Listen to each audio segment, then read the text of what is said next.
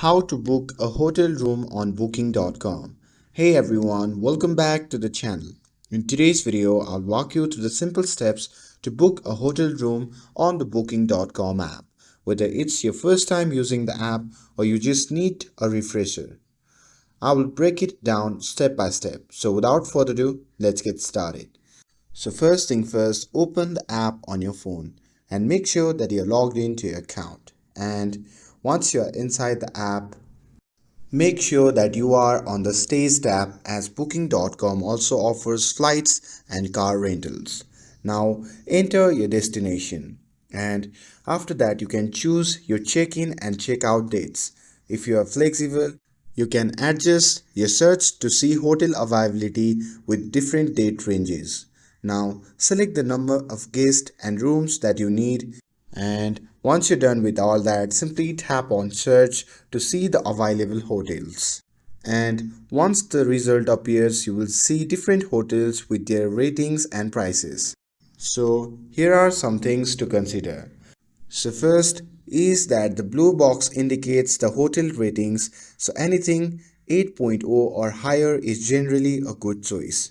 Now second is to simply look for free cancellation and no prepayment needed option if you want flexibility. And at last, scroll through photos and check hotel amenities and read reviews from the past guest. And now simply select the hotel where you want to stay. And after selecting a hotel, you'll see available room options with details like room size, bed option, free Wi-Fi, breakfast availability, and cancellation policies.